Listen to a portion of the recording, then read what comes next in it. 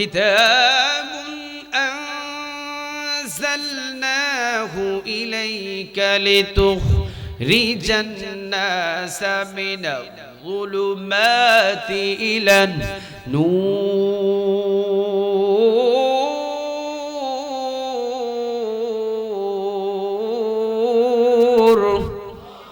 আরেকটু জোরে বলেন তো দেখি, আল্লাহু আকবার। এই জামানার উম্মত যদি একবার আল্লাহু আকবার বলে, ইউসুফ আলাইহিস সালামের জামানায় দুইটা ঘোড়া জিহাদের ময়দানে দান করার নেক তার আমলনামায় জমা হয়ে যাবে। মানে আপনি দুইটা ঘোড়া দান করলে যতগুলো নেক পাবেন, একবার শুধু আল্লাহু আকবার বললে দুইটা ঘোড়া আল্লাহু আকবার বলার কারণে দান করার নেক আল্লাহ আপনার আমলনামায় জমা করে দিবে। সূরা ইব্রাহিমের প্রথম নাম্বার আয়াত যখন আল্লাহ রাব্বুল আলামিন নাজিল করলেন, কি বলে দেখেন, কিতাবুন আনজালনাহু ইলাইকা লিতুখরিজান নাসা মিনাল যুলুমাতি ইলান নূর।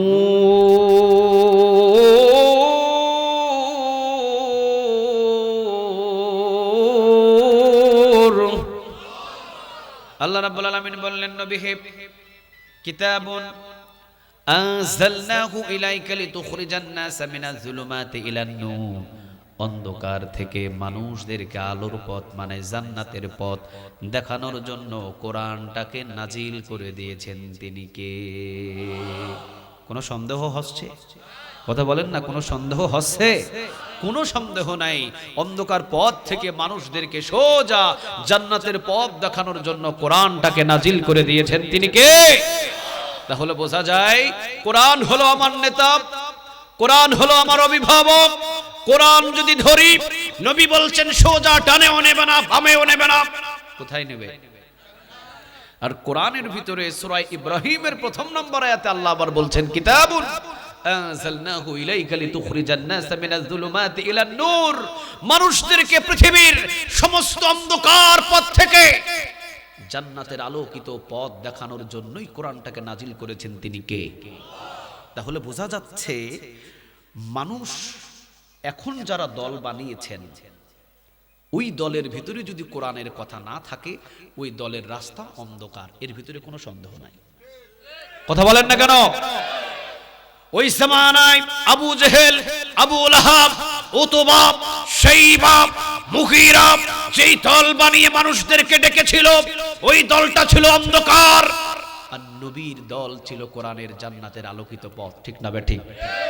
এই জামানায়ও দেখবেন, এই জামানায়ও দেখবেন মানুষ কিছু স্বার্থের জন্য একটা দল গঠন করে ওই দলের ভিতরে মানুষদেরকে নিয়ে আসে কিছু স্বার্থের জন্য, যেখানে নামাজ নাই, যেখানে কোরআন তেলাওয়াতের কথা নাই, যেখানে হজের কথা নাই, যেখানে ইসলামের কোনো বাণী নাই, শুধুমাত্র কাকে মারো, কাকে ধরো, কাকে এই করো, কাকে ওই করো, এগুলো বলে বলে যারা দলটাকে গঠন করে সামনের দিকে অগ্রসর হয় মানুষদেরকে নিয়ে, বুঝতে হবে এই দলও অন্ধকার দল, এই দল একদিন জান্নাত পর্যন্ত পৌঁছাতে পারবে না, এই দলই আপনাকে জাহান্নামে নিয়ে যাবে। চিৎকার দিয়ে বলেন ঠিক না বেঠিক?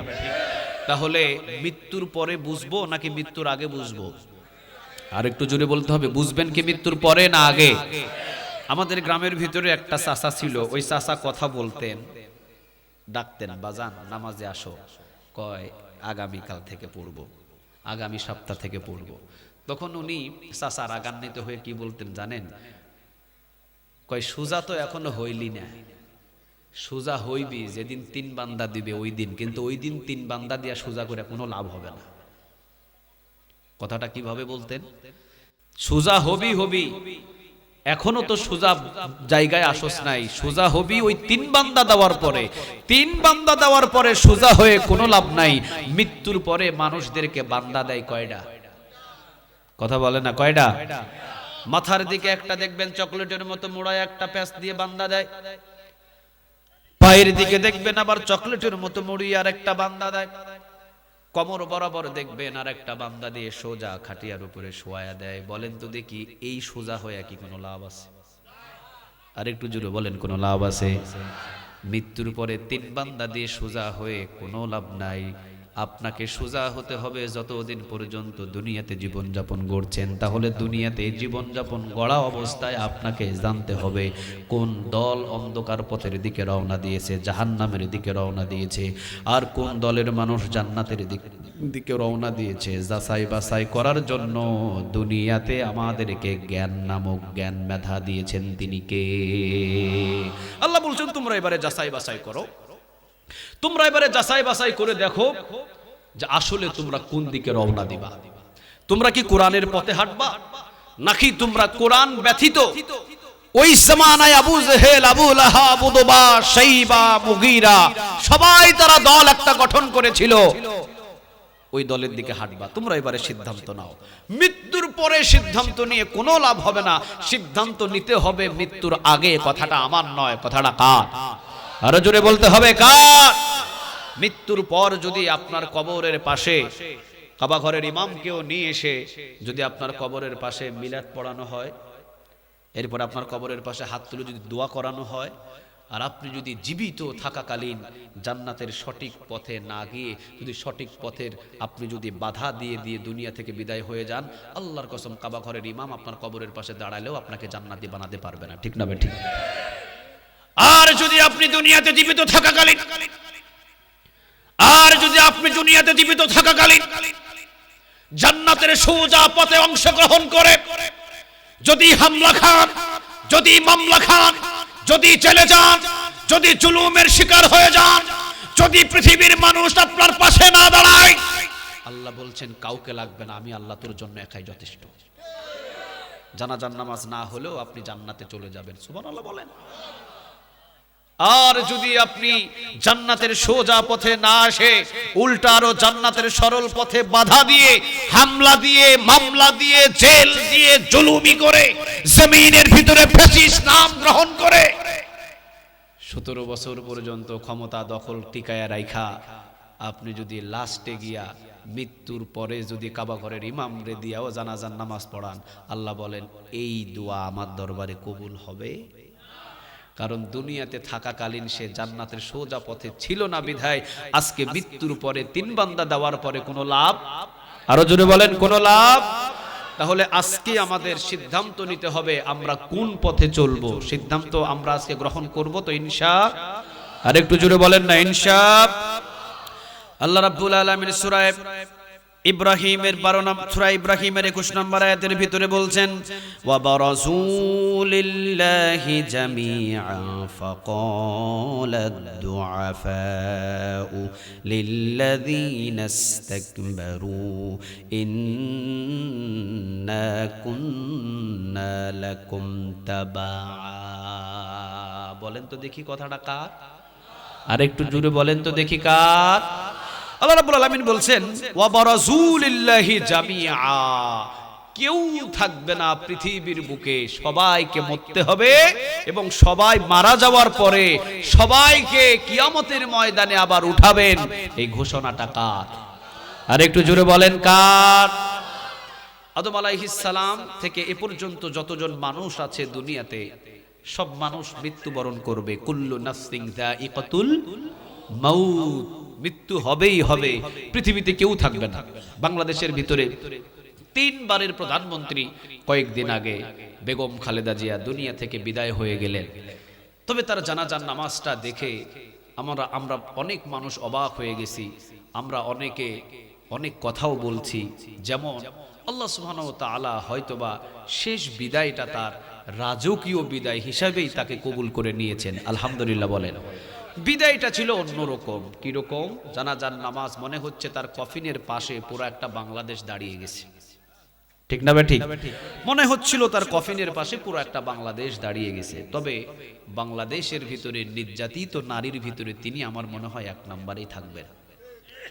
কারণ নারীর ভিতরে ফ্যাসিস্ট সরকার যতটা নির্যাতন করেছে, সব থেকে বেশি নির্যাতন করেছে 3 বারের প্রধানমন্ত্রী বেগম খালেদা জিয়ার উপরে। চিৎকার দিয়ে বলেন ঠিক না ঠিক? অত্যন্ত কষ্ট দেওয়া হয়েছে তাকে, এক কাপড়ে তাকে ঘর থেকে বাহির করে নেওয়া হয়েছে, বছরের পর বছর কারাদণ্ড দেওয়া হয়েছে, এরপরে তাকে নির্যাতন করা হয়েছে।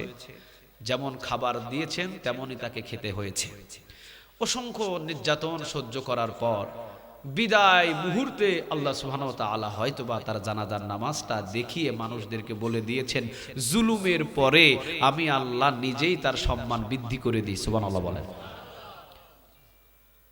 জানাজার নামাজটা দেখে সবাই অবাক হয়েছেন, আরো অবাক হয়েছেন বাংলাদেশের শীর্ষ আলেমেরা তার খাটিয়া ধরেছে। ডক্টর মিজানুর রহমান আজহারি থেকে, শেখ আহমদুল্লাহ থেকে, আল্লামা মামুনুল হক থেকে, তারা সবাই তার খাটিয়া ধরেছেন। সুবহানাল্লাহ বলবেন না? আল্লাহ সুবহানাহু ওয়া তাআলা হয়তো তার সম্মান বৃদ্ধি করেছেন। ভুল ত্রুটি মানুষের থাকে, থাকে না যে এটা বলছে না, থাকে। তবে সম্মান, ইজ্জত, মর্যাদা দেওয়ার মালিক কে বলেন তো দেখি? কত ইজ্জু মান তাশা ওয়া তুযিল্লু মান তাশা বিয়াদিকাল খায়র ইন্নাকা আলা কুল্লি শাইইন কাদির। ইজ্জত পৃথিবীর কেউ দিতে পারে না। ইজ্জত, সম্মান, মর্যাদা একজনের পক্ষ থেকে দেওয়া হয়। কে তিনি? আল্লাহ। আল্লাহ বলছেন সম্মান মর্যাদা আমি দিই। এর আগে 33 বছরের একটা যুবক বিদায় হলো, নাম কি? শরীফ ওসমান হাদি। মনে হয়েছিল সেও বিদায় নেওয়ার সময় কারো রক্তের কানেকশন ছিল না, কিন্তু অনেকের চোখের দিয়ে তার জন্য অঝরে পানি পড়েছে। ঠিক না বেঠিক? আল্লাহ সুবহানাহু ওয়া তাআলা বলছেন সম্মান, মর্যাদা, ইজ্জত আমি আল্লাহ দান করি। এখন আপনারা বলেন তো দেখি, ওরা যারা দুনিয়া থেকে বিদায় হলো, ওই রাস্তায় আমাদের সবার যাওয়ার সম্ভাবনা কম না বেশি? কথা বলেন না কেন? শুধু কি বেশি? অবিশ্বাস করার সুযোগ আছে? কথা বলেন, সুযোগ আছে? ওরা যে রাস্তায় অন্ধকার কবরে গিয়েছে, আমাদেরকে কবরে যাওয়া লাগবে না, এমন কি কেউ বলে পার পাবে? কথা বলেন না, পার পাবে? নাস্তিক বলে আল্লাহ নাই, দেয়ার ইজ নো গড, আল্লাহ বলতে কিছু নাই। নাস্তিক বলে নবী বলতে কিছু নাই।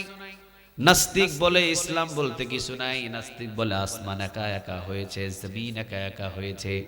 নাস্তিক বলে কোরআন নামক গ্রন্থ আমরা বিশ্বাস করি না, কোনো কিছু বিশ্বাস করে না। কিন্তু নাস্তিককে যখন বলা হয় তুমি কি মরবা, নাস্তিক কয় হ্যাঁ মৃত্যুবরণ করতে হবে, কোনো সন্দেহ নাই। তাহলে নাস্তিক আল্লাহকে বিশ্বাস করে না, আল্লাহ যে আছে একজন সে বিশ্বাস করে না। নাস্তিক এটাও বিশ্বাস করে না যে মুহাম্মদ সাল্লাল্লাহু আলাইহি ওয়াসাল্লাম তিনি হলেন আল্লাহর রাসূল, ইসলাম নামক ধর্ম, মানে সে কিছুই বিশ্বাস করে না। কিন্তু তাকে যখন বলা হয় আচ্ছা আপনার যে মৃত্যু হবে এটা কি আপনি বিশ্বাস করেন, তখন নাস্তিক কি বলে জানেন? কয় এটা 100% বিশ্বাস করি, মৃত্যু আমার হবে, এখান থেকে বাঁচানোর পৃথিবীর কারো ক্ষমতা নাই। তাহলে আল্লাহ বলছেন ওয়াবারাজু লিল্লাহি জামিআ, পৃথিবীর ভিতরে এসে যত বড়ই জালিম হোক, পৃথিবীর ভিতরে এসে যত বড়ই দাপটওয়ালা হোক, পৃথিবীর ভিতরে এসে যতগুলো শক্তিশালী হোক, পৃথিবীর ভিতরে 100 বছর 200 বছর 300 বছর 400 বছর ক্ষমতায় বসে থাকুক, ক্ষমতার মসনদ থেকে আমি তাকে টেনে হিচড়ে নামিয়ে মৃত্যুর স্বাদ গ্রহণ করিয়ে তাকে জমিনের ভিতরে দাফন করে দিব। এই দায়িত্বটা কার? আরো জোরে বলতে হবে, দায়িত্বটা কার?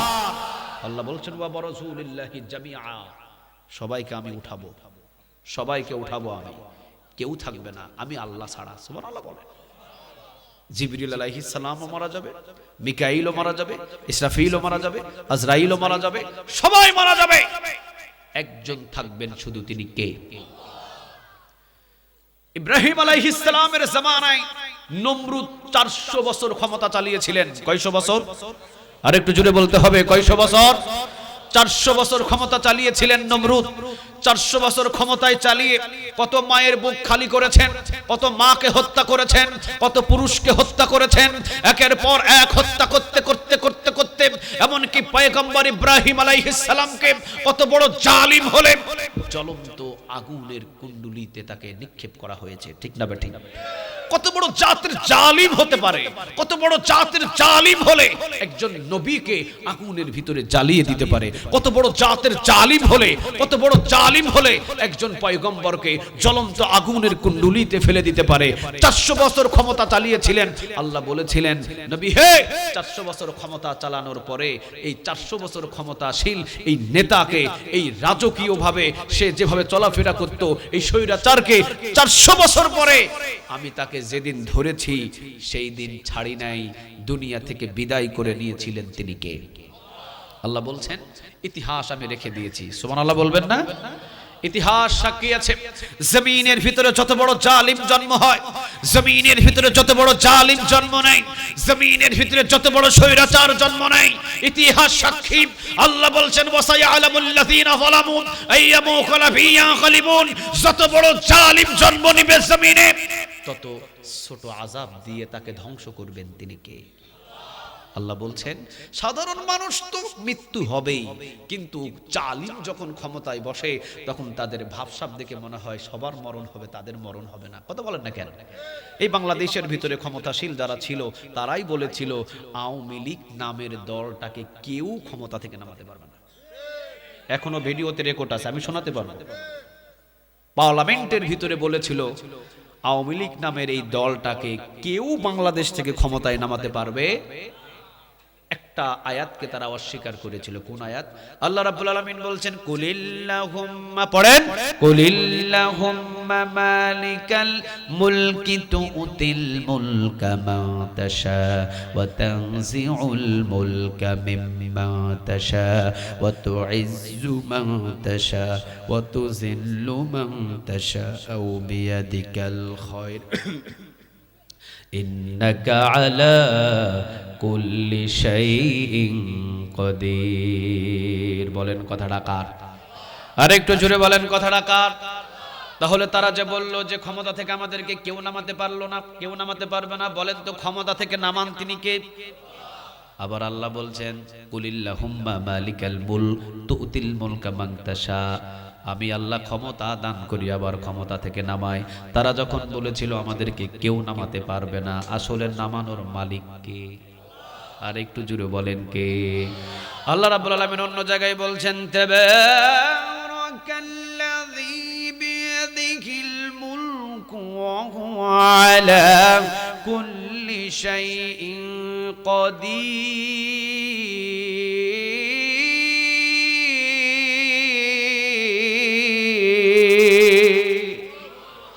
বরকতময় আল্লাহ যার হাতে রাজত্ব। আল্লাহ বলেন রাজত্বটা আমার, পৃথিবীর কারো রাজত্ব নয়, রাজত্বের মালিক একজনকে, তিনি। সবাই বলতে পারতেছে না রাজত্বের মালিক কে? আল্লাহ বলছেন যাকে ইচ্ছা আমি রাজত্ব দেব, আবার যাকে ইচ্ছা আমি রাজত্ব থেকে নামায়া দিব। রাজত্ব থেকে নামানোর মালিক যেমন আমি, আবার রাজত্বের ভিতরে বসানোর মালিকও পৃথিবীর কেউ নয়, রাজত্বের ভিতরে বসানোর মালিক একজন, তিনি কে? আপনাদের কি বিশ্বাস হয় রাজত্ব দেওয়ার মালিক পৃথিবীর কেউ নয়, রাজত্ব দেওয়ার মালিক কে? আবার রাজত্ব থেকে নামানোর মালিক কে? তাহলে যারা বলেছিল কেউ আমাদেরকে নামাতে পারবে না, আরেকটা বাক্য তারা ব্যবহার করেছিল 2041 সাল পর্যন্ত আমাদেরকে কেউ নামাতে পারবে না বলেছিল। আচ্ছা বলেন তো দেখি মৌতের ফায়সালাটা কে করেন? 41 যারা বলেছিল এদেরকে মৌত দিলে কি বাঁচার কোনো উপায় আছে তাদের? আর একটু জোরে বলেন না আছে? আল্লাহ রাব্বুল আলামিন বলছেন ইযা জাআ আজালুহুম লা ইস্তাখিরুনা সাআতাও ওয়া লা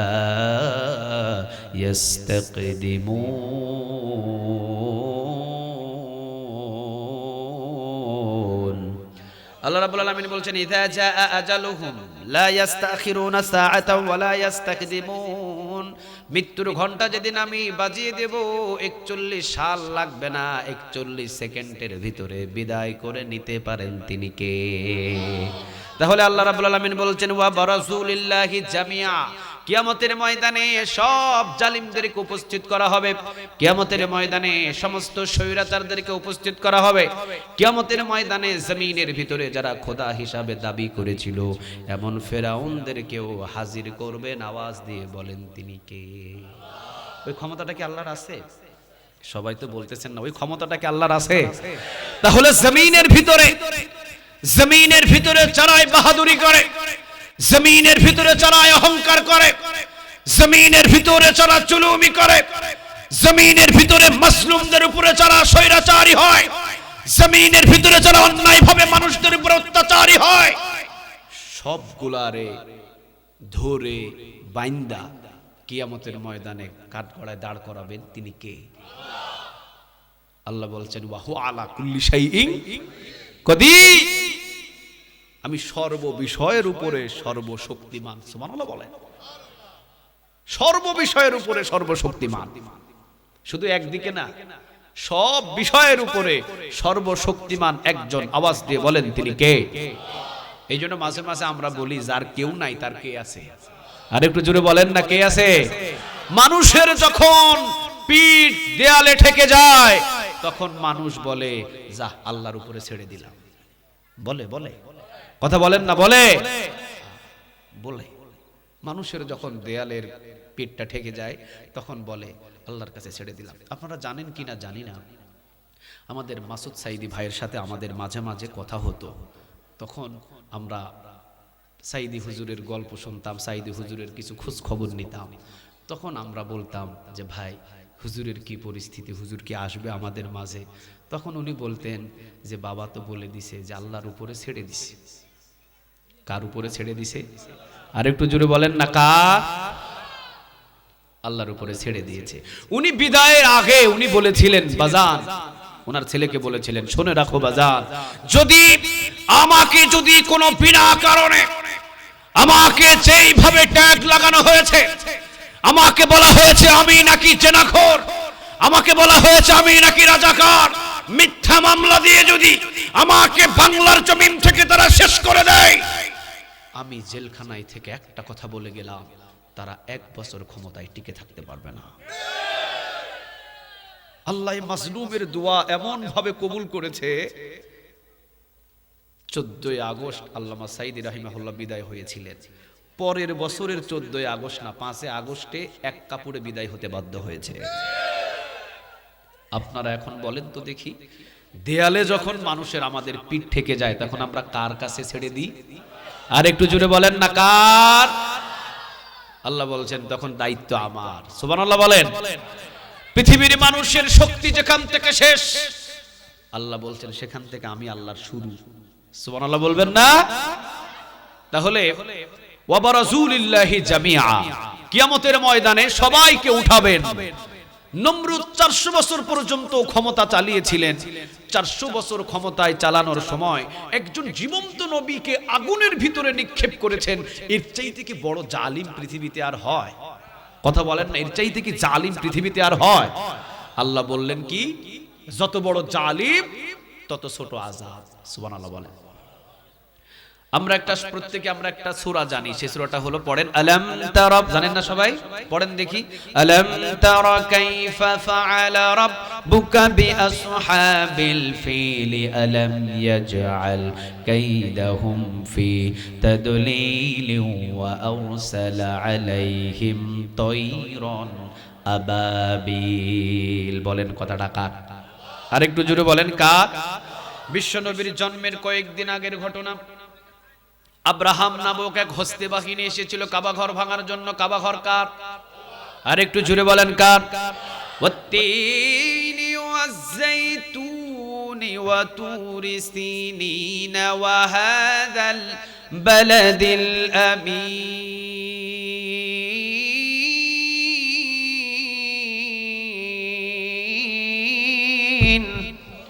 আর একটু জুড়ে বলতে হবে আল্লাহু আকবার। ওয়াহাদাল বালাদিল আমিন, নিরাপদ মক্কা নগরীর কসম। এই মক্কা নগরী পৃথিবীর কারো নিরাপদ নয়। এই মক্কা নগরীটাকে নিরাপদের ঘোষণা পৃথিবীর কেউ দিতে হবে না।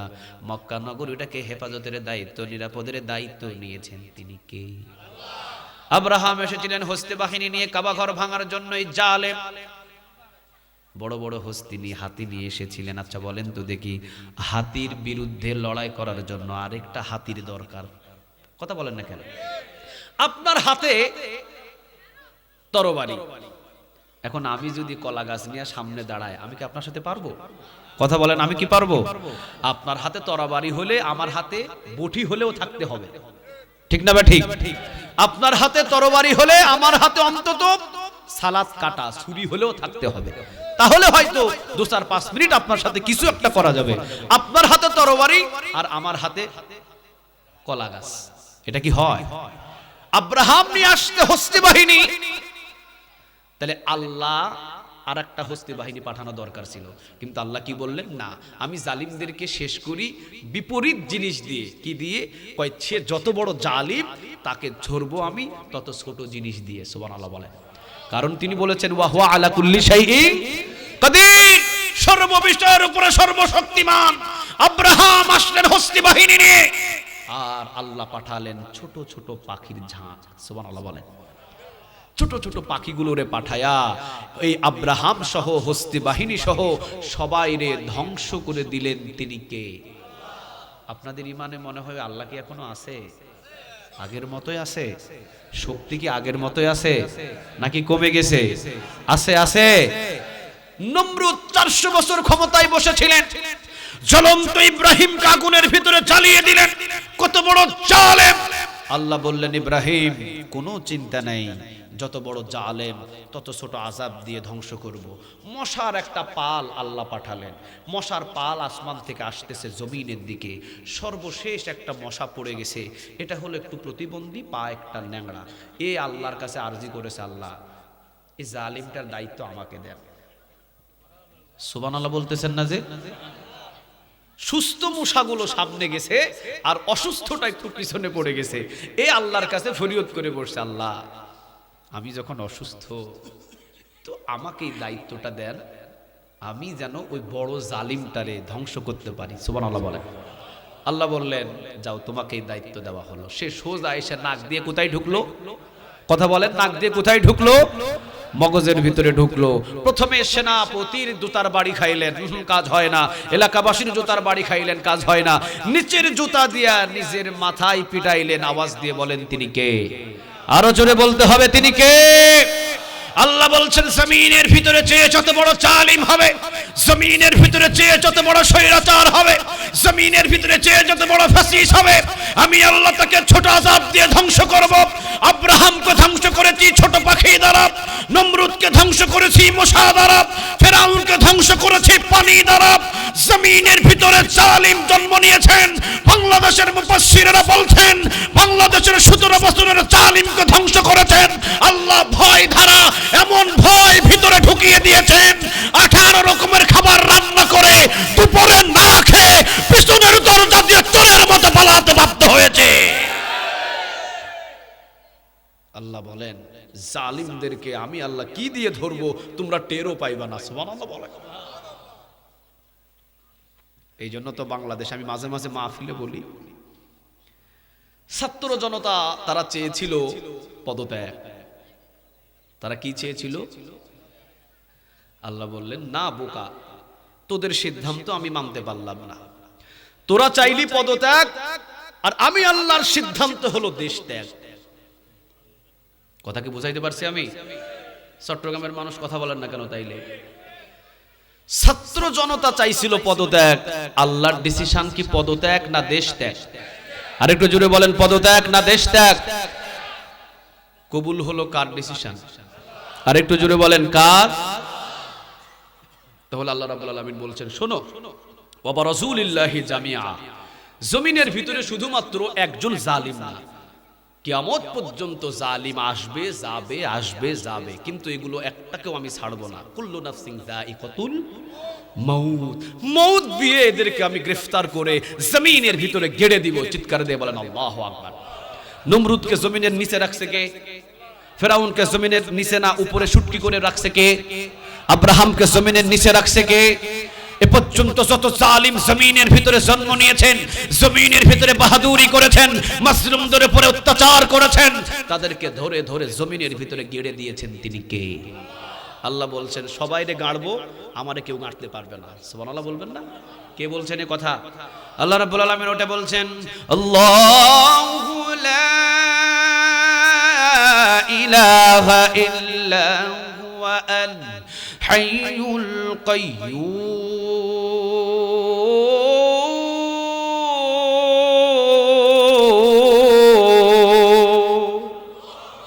আল্লাহু লা ইলাহা ইল্লা হুয়া আল হাইয়ুল কাইয়্যুম। আল্লাহ হচ্ছেন তিনি যিনি ছাড়া কোনো ইলাহ নাই, যিনি ছাড়া কোনো উপাস্য নাই, যিনি ছাড়া কোনো মাবুদ নাই। তিনি আল হাইয়ুল, তিনি চিরঞ্জীব।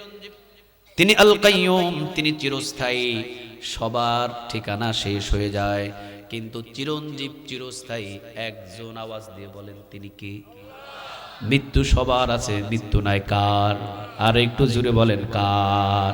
আল্লাহ রাব্বুল আলামিন বলছেন, ওয়া বারাজুলিল্লাহি জামিআ, কিয়ামতের ময়দানে সব মানুষদেরকে আমি একত্রিত করব। সুবহানাল্লাহ বলেন।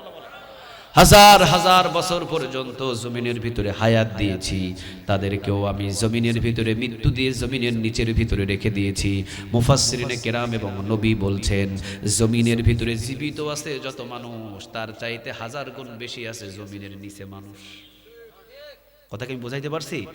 জীবিত আছি আমরা সারা পৃথিবীতে কয়শো কোটি হব, আর আল্লাহ বলছেন তার চাইতে হাজার কোটি গুণ বেশি মানুষ এই জমিনের ভিতরে আমি আল্লাহ দাফন করে রাখি দিচ্ছি। চিন্তা করতে পারে?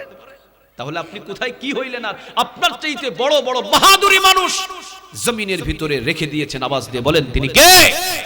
আল্লাহ রাব্বুল আলামিন বলছেন, জমিনের ভিতরে আমি সবাইকে রেখে দিয়েছি, কিন্তু জমিন থেকে আমি আবার কিয়ামতের ময়দানে উঠাবো। কোন দিন উঠাবো? ওয়ানুফিকু ফিস সূরি ফাইযা হুম মিনাল আজদাসি ইলা রাব্বিহিম ইয়ানসিলুন ক্বালু ইয়া ওয়াইলানা মান বা'আসানা মিন মারকাদিনা হাযা মা ওয়া'আদার রহমান ওয়া সাদাকাল মুরসালুন। কথাটা আমার নয়, বলেন কথাটা কার? ঘুমটা ভেঙে দেওয়া হবে। ঘুম যখন তার কবরের ভিতরে সবার ঘুম ভেঙে যাবে, এখান থেকে একটা কথা শিখেন। শিখাটা হলো, কিয়ামতের ময়দানে ইযা জুলজিলাতিল আরদু জিলজালাহা ওয়া আখরাজাতিল আরদু আসকালাহা ওয়া ক্বালাল ইনসানু মা লাহা ইয়াওমা ইযিন তুহাদ্দিসু আকবারাহা বিআন্না রাব্বাকা আওহালাহা ইয়াওমা ইযিন ইয়াসদুরুন নাসু আশতাতান লিয়ুরাউ আ'মালাহুম ফামান ইয়া'মাল মিসকালা যাররাতিন খায়রান ইয়ারা ওয়া মান ইয়া'মাল মিসকালা যাররাতিন শাররাইয়ারা। এই সূরা জিলজালের ভিতরে আল্লাহ বলছেন, পৃথিবীর সব শেষ হয়ে যাবে, তুলার মতো উঠতে থাকবে, সব কিছু ধ্বংস হয়ে যাবে, সর্বশেষ যেই মানুষটা মারা যাবে ওই মানুষটাকে আল্লাহ 50,000 বছর কবরে রাখবে। তাহলে আপনি কত হাজার বছর থাকবেন আপনি নিজে জানেন। আমরা যদি আজকে মারা যায় তো আমরা যে কতকাল কবরের ভিতরে পড়ে থাকবো আমরা জানি না। কিন্তু রাসূল কি বলছেন?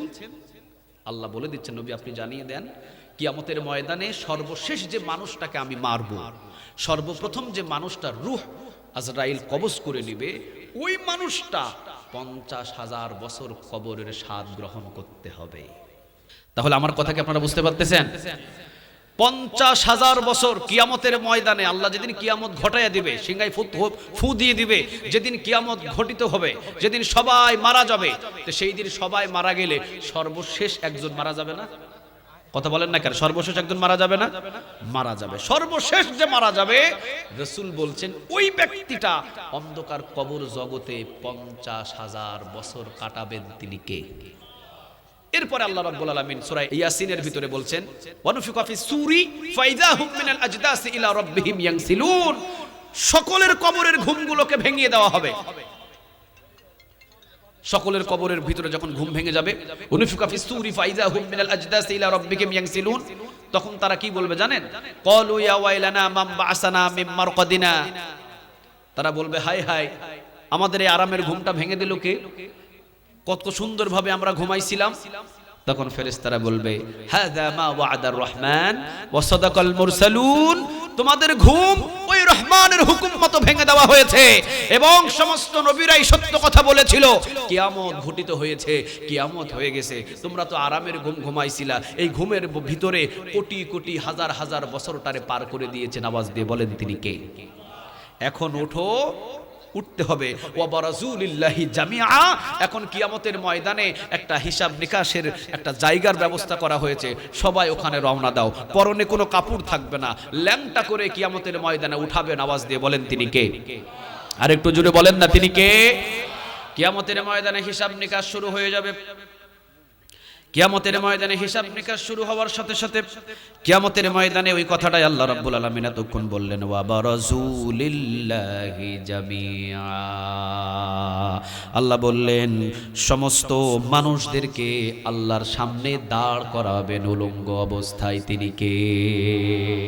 নবীরা পর্যন্ত দাঁড়াবে, নবীরা দাঁড়াবে, নেতা দাঁড়াবে, নেত্রী দাঁড়াবে, ফ্যাসিস্ট দাঁড়াবে, জালিম দাঁড়াবে, যারা খোদা হিসাবে দাবি করেছিল, Nimrod, Firaun, Abraham, Abu Jahl, Abu Lahab, Utba, Shaiba, Mughira, সবগুলারে কিয়ামতের ময়দানে দাঁড় করাবেন। তিনি কে? আর একটু জুড়ে বলেন না তিনি কে? এবার মনে করেন তারা দাঁড়িয়ে গেল, তারা দাঁড়িয়ে যাওয়ার পরে ফাইসালাটা হয়ে গেল, ডান হাতে আমলনামা যারা দিবে তারা হাসতে হাসতে জান্নাতে চলে যাবে। সুবহানাল্লাহ বলেন। আরশের ছায়ার নিচে শাস্ত্রের মানুষ যারা জায়গা পাবে তারা সেখান থেকে সোজা জান্নাতে চলে যাবে। সুবহানাল্লাহ বলবেন না? এইভাবে হিসাব নিকাশ শেষ হয়ে যাবে। আচ্ছা, যারা জুলুমি করেছে আপনারা বলেন তারা কি জান্নাতে যাবে? আর একটু জোরে বলেন না, জান্নাতে যাবে? আল্লাহ রাব্বুল আলামিন তাদেরকে জাহান্নামে পাঠিয়ে দিবে। তো জাহান্নামের নেতারা, জালিমরা যখন জাহান্নামে যাবে, ওই জাহান্নামে নেতা সহ কর্মীরাও যাবে। নেতা যাবে না, নেতার সাথে কারা যাবে? কথা বলেন না, কারা যাবে? খালি কি ফেরাউন যাবে? ফেরাউনের কর্মীরা যাবে না?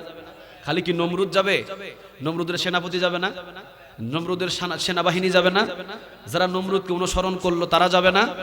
সবাই যাবে। এবারে জাহান্নামের ভিতরে তাদের সাথে দেখা হবে, একজন আর একজনের সাথে দেখা হবে। তখন কর্মীরা বলবে, এই নেতা সাহেবের পিছনেই তো আমরা ঘুরছিলাম, নেতারে ধর। ওই ঘটনাটাই সূরা ইব্রাহিমের 21 নম্বর আয়াতের ভিতরে বর্ণনা করতেছেন। তিনি কে? ওই যে কর্মীরা নেতাকে ধরে যেটা বলবে, আল্লাহ 1400 বছর আগে ওই কথাটা কোরআনে আমাদেরকে জানাইয়া দিয়েছে। সুবহানাল্লাহ বলবেন না? একটু আওয়াজ দিয়ে বলেন না সুবহানাল্লাহ।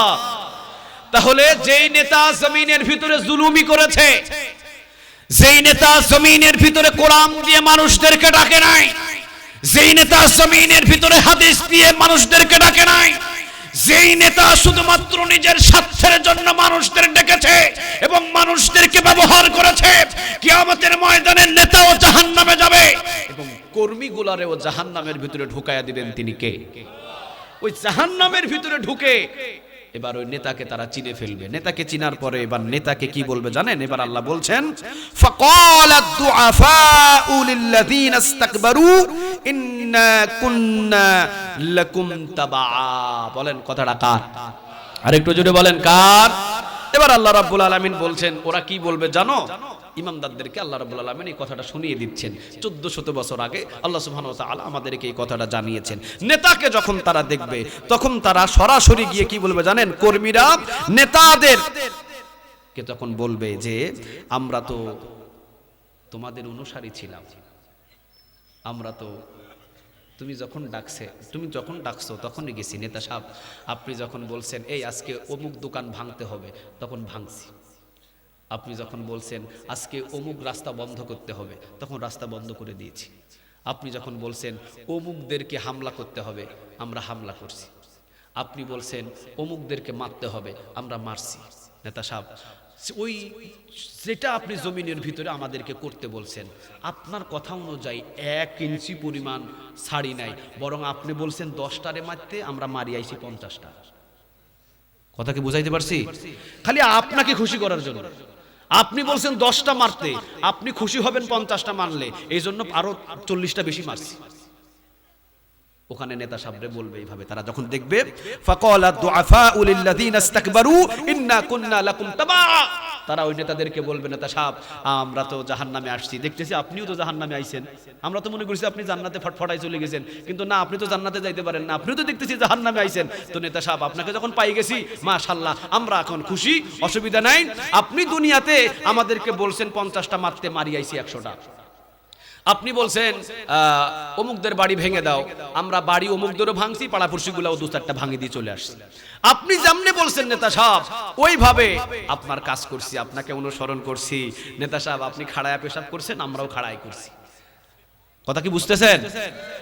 আপনিও যেভাবে লুটপাট করে খাইছেন, আমরাও, আপনি খাইছেন 50 লাখ, আমরা খাইছি 5000 খাইছি, আপনাকে অনুসরণ করছি, আপনার খুব গুণগান গাইছি। নেতা সাহেব, আপনি ছাড়া কিছু বুঝতাম না, এখন আপনি যখন জাহান্নামে আপনাকে পেয়ে গেছি, অসুবিধা নাই। নেতা সাহেব, আপনাকে এখন আমরা মনের কথা একটা বলি। কি কথা? নেতা সাহেব বলবে কি কথা? তখন ওরা কি বলবে জানেন? ফাহাল আনতুম, কে বলছেন? আরেকটু জোরে বলেন না কে? আল্লাহ রাব্বুল আলামিন বলে দিচ্ছেন মানুষদেরকে, শোনো, ওই নেতারকে তখন তারা কি বলবে জানেন? ফাহাল আনতুম মুগনুনা আন্না মিন আযাবিল্লাহি মিন শাই। কথাটা কার? আরেকটু জোরে বলেন কার? তখন তারা বলবে, নেতা সাহেব আজকে তো জাহান্নামের আগুনে জ্বলে পুড়ে একবারে সারকার হয়ে গেলাম, এখন কি আপনার কাছে কোনো ধরনের কোনো বুদ্ধি আছে যে জাহান্নামের আগুনটা একটু আমাদের থেকে বাঁচানো যাবে? চিন্তা করছেন? ওই জায়গায় গিয়াও নেতার উপরে কি ভরসা করতেছে চিন্তা করছেন আপনারা? ওই যে দুনিয়াতে থাকাকালীন নেতা যা বলছে এমনি চলছে, ওখানে গিয়েও মনে করছে যে নেতা সাহেব মনে হয় আজকে বাঁচাতে পারবে। আল্লাহ বলতেছেন যে ওখানে নেতা সাহেবদেরকে পাওয়ার পরে তখন তারা বলবে কি, মিন আযাবিল্লাহি মিন শাই, নেতা সাহেব আজকে কি আল্লাহর আযাব থেকে আমাদেরকে অল্প একটু রক্ষা করতে পারবেন? আপনার কি সেই ক্ষমতা আছে? তখন নেতা সাহেব কি বলবে জানেন? ক্বালু লাউ হাদানাল্লাহু লাহাদাইনাকুম, আরে আমি কি বাঁচাবো তোদেরকে, আমি নিজেই তো বিপদে আছি।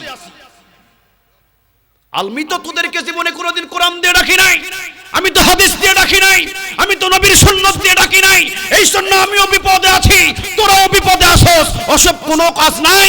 আই সবাই এবার ধৈর্য ধর। যাদেরকে 13 বছর জেলখানায় রাখছিলাম ওরা যেভাবে ধৈর্য ধরছে আমরাও ওদের মতো ধৈর্য ধরি। ভাই কি চলে আসছেন?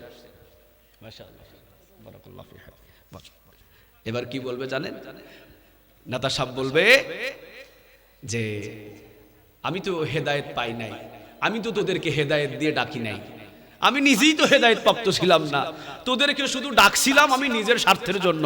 এখন আমি নিজেই তো ফাঁসি গেছি, নিজেই তো জাহান্নামে ঢুকছি, তোদেরকে তো কোরআন দিয়ে ডাকি নাই, হাদিস দিয়ে ডাকি নাই, নবীর সুন্নাত দিয়ে ডাকি নাই, কোরআন দিয়ে রাষ্ট্র পরিচালনা করব একদিন আমি তোদেরকে বলি নাই, আমি শুধু নিজের স্বার্থের জন্য তোদেরকে ডাকছিলাম। আর তোরা আমার ডাকে সাড়া দিয়ে দিছস, এখন তোরাও মর আমিও মরি, পাছায় মার মাথায় মার, সবাই জাহান্নামের ভিতরে ধৈর্য ধর। দেখা যাক 13 বছর যাকে জেলখানায় রাখছিলাম ওই মানুষটা ধৈর্য ধরছিল, জীবনে আমাদেরকে গালি দেয় নাই। কাউকে ফাঁসি দিছিলাম ওরা ধৈর্য ধরছিল, ওদেরকে জীবনে কোনোদিন আমাদেরকে গালি দেয় নাই। আজকে দেখতেছি যাদেরকে ফাঁসি দিছিলাম ওরা ধৈর্য ধরছিল, আজকে দেখতেছি উসমান হাদি নামক মানুষটারে গুলি করে মারছিলাম ওরা ধৈর্য ধরছিল, আজকে দেখতেছি আল্লামা সাঈদী রাহিমাহুল্লাহকে 13 বছর জেলখানায় রাখছিলাম ধৈর্য ধরছিল, আমাদেরকে গালি দেয় নাই। কিন্তু ওদেরকে দেখতেছি বিশাল বড় বড় আল্লাহ জান্নাত দিয়েছে। তাহলে আমরাও আজকে একটু ধৈর্য ধরি, চুপ হয়ে থাকি, আল্লাহ মনে হয় জান্নাত দিবে। আচ্ছা নেতার কর্মী সহ জাহান্নামের ভিতরে ধৈর্য ধরে কোনো লাভ হবে? আর একটু জুড়ে বলেন না, কোনো লাভ হবে? 1400 বছর আগে এই কথাটা সূরা ইব্রাহিমের 21 নম্বর আয়াতে বলে দিলেন তিনি কে? তাহলে খবরদার, যেই নেতা কোরআন দিয়ে ডাকে না, যেই নেতা নবীর সুন্নাত দিয়ে ডাকে না, যেই নেতা কোরআনের রাষ্ট্র পরিচালনা করতে চায় না, যেই নেতা নবীর কোরআন দিয়ে রাষ্ট্র পরিচালনা করতে চায় না, ওই নেতার পিছনে চাইবা নেতা কর্মী সহ জাহান্নামের আগুনে জ্বলবা, ঠিক না বেঠে? আর কোরআন দিয়ে যদি তোমাকে নেতা ডাকে চোখ বন্ধ করে তুমি চলো সেখানে, কেন না আল্লাহ বলেছেন সূরা ইব্রাহিমের প্রথমে, কিতাবুন আনজালনাহু ইলাইকা লিতুখরিজান নাসা মিনাজ যুলুমাতি ইলান নূর, অন্ধকার পথ থেকে জান্নাতের পথই হলো কোরআন। সুবহানাল্লাহ বলো। আর নবী কি বলেছেন? নবী বলেছেন কোরআনটাকে যারা নেতা মানলো এবং কোরআনটাকে যারা অভিভাবক মানলো, এই কোরআনটাকে ডান দিকেও নেবে না বাম দিকেও নেবে না, সোজা কোরআনটাকে জান্নাতে নিয়ে যাবে। এখন আমরা কি যারা কোরআন দিয়ে ডাকবে তাদের সাথে থাকতে রাজি আছি? আরেকটু জোরে বলেন না, রাজি আছি? নাকি নমরুদের মতো জালিমের সাথে পড়ে নমরুদও জাহান্নামে যাবে, নমরুদের কর্মীরাও জাহান্নামে যাবে, আর ওই কর্মীরা নমরুদরে বলবে আজকে আমাদেরকে বাঁচান। কি বলবে তখন? আরে আমি নিজেই তো হেদায়েত পাই নাই, তোদেরকে কি হেদায়েত দিব?